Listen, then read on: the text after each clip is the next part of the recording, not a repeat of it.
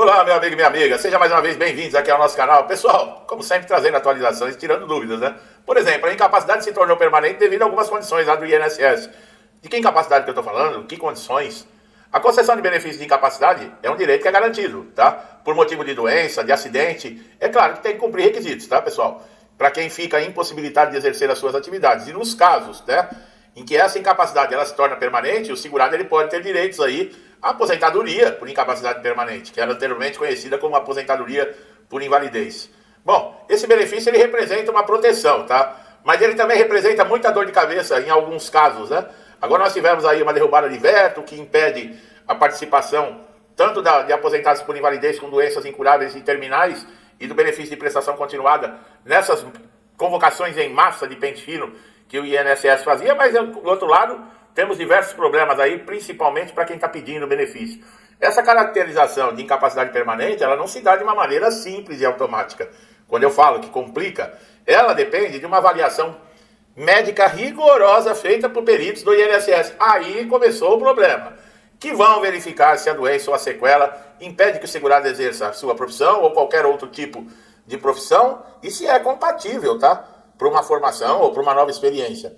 Essa avaliação vai levar em consideração laudos médicos, exames, histórico de tratamento e também aspectos funcionais da vida cotidiana desse paciente. Isso está no papel, tá? Viu que lindo, né? Nossa, eu falo aqui, isso na voz lá de um jornalista, com a voz, né, bonita. Isso fica maravilhoso. Agora, na prática, meu amigo, na prática não é tão lindo assim não, tá? Esse papo de vai verificar exames, que vai... Você chega na perícia, muitas vezes, da maioria dos peritos, desconsidera completamente, ignora completamente, tá? Bom, entre as doenças as quais levam para aposentadoria por invalidez, eu fiz vídeo exclusivo falando sobre esse assunto. Transtornos mentais graves, como a esquizofrenia, depressão severa, doenças degenerativas como a esclerose múltipla ou Parkinson, além de condições físicas debilitantes, como sequelas de AVC. Lesões irreversíveis na coluna, olha aí, tem muito motorista aqui que me pede informação sobre isso. Perda de membros e doenças autoimunes, como o lúpus, a AIDS. Cada caso, contudo, é analisado individualmente, já que a gravidade da doença ela pode variar de uma pessoa para outra. Até aí, tudo bem. Importante ressaltar que a concessão da aposentadoria por incapacidade só ocorre quando todas as possibilidades de reabilitação profissional forem esgotadas. O INSS, por meio de seus programas, busca antes tentar reabilitar esse trabalhador para uma função compatível com a sua limitação. Quer dizer, mesmo que você ficou incapacitado, de alguma forma, o INSS vai tentar encontrar uma maneira de manter você no mercado de trabalho numa função que seja compatível com a sua incapacidade. Vamos lá, nós falamos aí, eu falei de motorista, né? Carreteiro, ônibus, caminhão. O que acontece? Problema de coluna. Tem dificuldade de movimentar as pernas, para mudar de marcha, fazer movimentos. Os caras te colocam sentado numa mesa atendendo o telefone o dia inteiro. E aí, você vai falar que você não pode fazer esse serviço? Tem como você recusar? O perito te encaminha para, por exemplo, para reabilitação profissional e lá eles falam, nós vamos te dar um curso de atendente de telefone. E aí? Você só vai falar. Você vai pôr até aquele fonezinho de ouvido, né, que o microfone fica na boca. Você não vai precisar nem, você só vai apertar o botão para atender e apertar o botão para desligar o telefone. Você não pode falar não. Ué, você está incapacitado para a sua função, mas não está incapacitado para outra. E é assim que o INSS está tratando as incapacidades, tá, pessoal? E ainda mais com essa derrubada de veto aí agora, pedidos de incapacidade nessas avaliações, só se a pessoa tiver mesmo em estado terminal, porque se houver possibilidade realista de inserção no mercado de trabalho, eles vão até o recurso final para tentar colocar você de volta no mercado de trabalho, tá? Agora, a aposentadoria por invalidez, depois da reforma da Previdência, para quem sabe, né, e para quem não sabe, teve mudança nos cálculos. Aí é outro problema enfrentado também, né? Porque antes da promulgação da reforma da Previdência de 2019, quem se aposentava por invalidez se aposentava praticamente quase com o salário que tinha enquanto estava na ativa. A reforma da Previdência mudou esse cálculo. Quem, por exemplo, teve um acidente de trabalho, uma doença relacionada ao trabalho, continua recebendo quase 100% lá do que recebe na ativa normalmente. Agora, um acidente doméstico, um acidente num dia de folga, um escorregão dentro de casa, um jogo de bola no final de semana, e Deus me livre, lá acontece alguma coisa, e você ficou aí com uma incapacidade total e permanente, você só vai receber, por não estar relacionado a trabalho, por não ter nada a ver com a sua atividade profissional, você só vai receber 60% daquilo que você recebia enquanto estava na ativa. Quer dizer, muita gente já não conseguia se manter recebendo 100% da ativa, né? Que mesmo a pessoa trabalhando com a sua capacidade normal, já era difícil às vezes manter um padrão de vida. Muita gente tinha que fazer bico. Imagina você tendo um acidente, cai para 60% o valor, você não tem como fazer bico, uma hora extra, alguma coisa que vai te render um dinheirinho a mais para manter o seu padrão de vida. Imagina como é que fica a situação da vida de uma pessoa assim, e incapacitado. E se você está recebendo aposentadoria por invalidez, você não pode trabalhar em outro lugar. E aí? E tem muita gente que faz o quê? Desiste da aposentadoria por invalidez e volta ao trabalho, porque não tem condições de viver com essa renda. E o que acontece? Acaba arrumando um problema de saúde, muitas vezes, gravíssimo. Porque as próprias condições. Tem gente que fala aqui que eu fico falando que eu sou do Bozo, que eu sou de direita, que eu sou isso, que eu sou aquilo. Eu estou descendo a lenha na reforma da Previdência com relação à aposentadoria por invalidez. Não tem cabimento o que foi feito. Foi necessário fazer a reforma da Previdência em 2019? Foi necessário. Ampliou aí, teve ganhos? Teve perdas? Teve. As alternativas de aposentadoria, que naquele sistema que estava com 30 anos de trabalho mulher e 35 homens, aquilo não ia se manter. Não tinha como se manter aquilo. Tinha gente que com 50 anos de idade ia estar aposentado e vivia até os 90, só arrancando do INSS. E a quantidade de pessoas entrando para pagar essas pessoas aposentadas não estava cobrindo. Então era necessária uma reforma. Mas essa reforma que foi feita, na minha opinião, os mais prejudicados foram os aposentados por invalidez, aposentado por invalidez previdenciário, que é quando o acidente ou a doença não estão relacionados ao trabalho.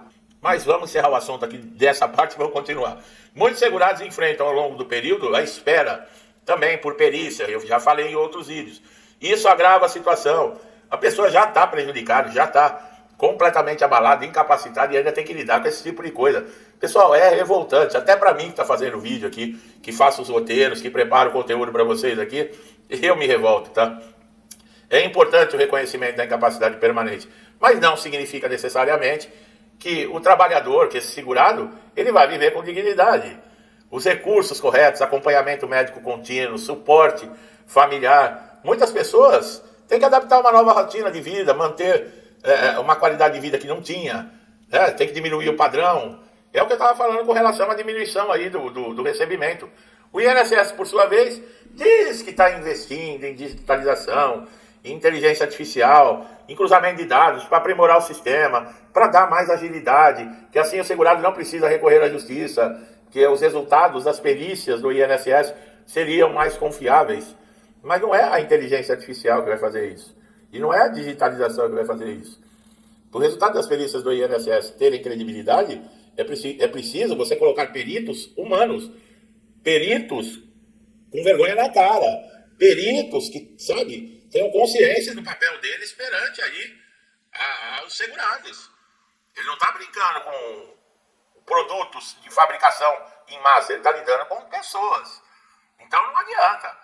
O problema das perícias não é a digitalização, a inteligência artificial, o cruzamento de dados. O problema das perícias do INSS é o perito, que não examina, que não ouve o que o segurado tem a dizer com relação à sua saúde, seu estado clínico, não olha a documentação que esse segurado traz, fazem tanta exigência que é necessário, documentação que é isso, que é aquilo, e o perito ignora na cara dura.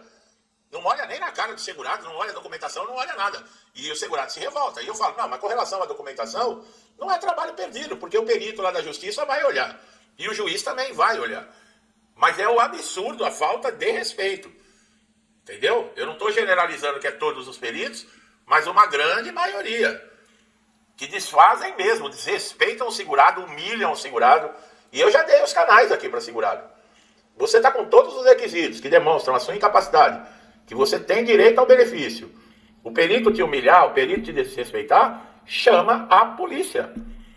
Chame a polícia, faça um boletim de ocorrência. O perito ele vai ter que se identificar. O nome dele, o CPF dele, pega o CPF e o nome do perito, entrega na mão do advogado. É claro que você tem que ter testemunhas, tá?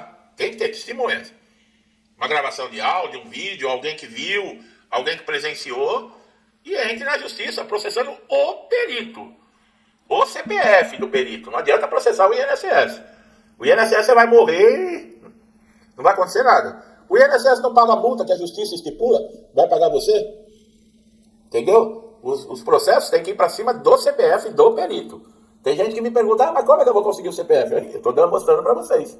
E já teve segurado aqui, e eu já falo isso há um bom tempo. Já teve segurado aqui no canal, que falou para mim, eu fiz o que você falou, chamei a polícia e fiz o boletim de ocorrência, estou processando o perito.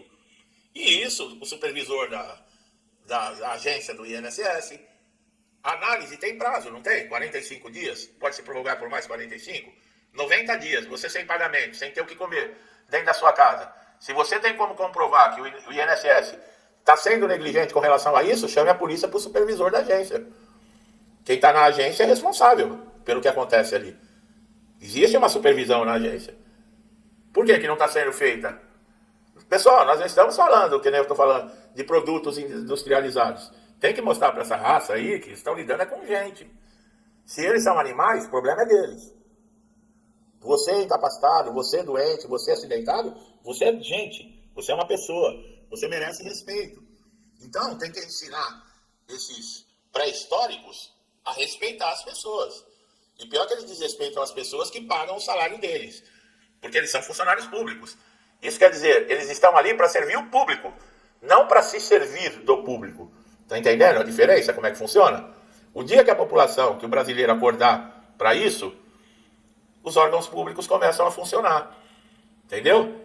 Um médico do SUS, ele não está ali de graça. O SUS é de graça. O SUS não é de graça porcaria nenhuma. O SUS é pago com os nossos impostos.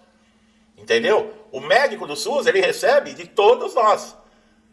Então, o médico, ele é um funcionário público, ele tem que atender quem é pagador do salário dele. E o que eles fazem? Por quê? Porque o povão também, eu vou falar uma coisa, viu? Tirando um pouquinho aqui, hein? Nós somos muito otários mesmo, né? Os caras roubam a gente. Aí você vai, os caras... Você não, eu não... Elegem o cara de novo. O cara rouba, vai todo mundo preso, a quadrilha inteira. Ministro, tesoureiro, os diretores de estatal, presidente de banco, vai tudo em cana, devolve dinheiro, empreiteiro envolvido, é dinheiro lá no exterior, tudo comprovado, tudo certinho. Aí os caras vai, depois vai na caixinha mágica e corre.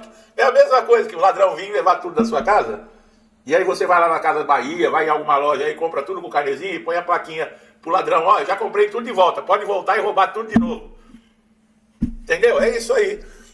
Agora vai enfiar isso na cabeça de certas pessoas. Bom, meu amigo e minha amiga, vocês viram como é que é a incapacidade total e permanente, né? É difícil, né? O INSS torna permanente as incapacidades. Isso pode acontecer de uma conversão, de um auxílio-doença para aposentadoria por invalidez. Mas vai passar por toda essa dor de cabeça. Tá bom? Eu espero ter esclarecido, né? Tirando aí os desfios. Às vezes um assunto chama outro, que vai chamando outro, né? Mas tudo faz parte, né? Tudo faz parte.